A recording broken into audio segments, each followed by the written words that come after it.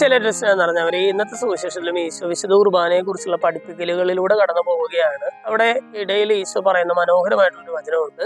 ഞാൻ സ്വർഗത്തിൽ നിന്ന് വന്നിരിക്കുന്നത് എൻ്റെ ഇഷ്ടം പ്രവർത്തിക്കാനല്ല, മറിച്ച് എന്നെ അയച്ചവന്റെ ഇഷ്ടം പ്രവർത്തിക്കാനാണ്. അതായത് സ്വന്തം ഇഷ്ടം പ്രവർത്തിക്കാനല്ല, മറിച്ച് എന്നെ ആരയച്ചോ അയാളുടെ ഇഷ്ടം പ്രവർത്തിക്കാനായിട്ടാണ് ഞാൻ വന്നിരിക്കുന്നതെന്ന് ഈശോ പറയുകയാണ്.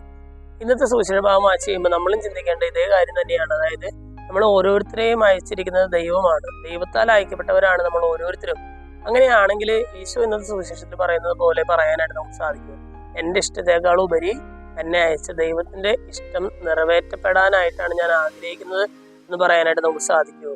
അത് തന്നെയാണ് സ്വർഗസ്ഥനായ പിതാവ് എന്നുള്ള പ്രാർത്ഥനയിൽ നമ്മൾ ഓരോ ദിവസവും പ്രാർത്ഥിക്കുന്നത്. ഇങ്ങയുടെ തിരുമനസ്സ് സ്വർഗത്തിലെ പോലെ ഭൂമിയിലും നിറവേറണമേ എന്ന് നമ്മൾ പ്രാർത്ഥിക്കുന്നത്. സ്നേഹമുള്ളവരെ, ഇന്നത്തെ സുവിശേഷ ഭാഗം വായിച്ച് കഴിയുമ്പോൾ ഈശോ പറയുന്നത് പോലെ തന്നെ എന്നേക്കാളുപരി ദൈവത്തിന്റെ ഹിതം എൻ്റെ ജീവിതത്തിൽ നിറവേറട്ടെ എന്ന് പറയാനായിട്ടുള്ള ഒരു മനക്കരുത്തിനായിട്ട് നമുക്ക് പ്രാർത്ഥിക്കാം. ദൈവം നമ്മെല്ലാവരെയും സമൃദ്ധമായിട്ട് അനുഗ്രഹിക്കും.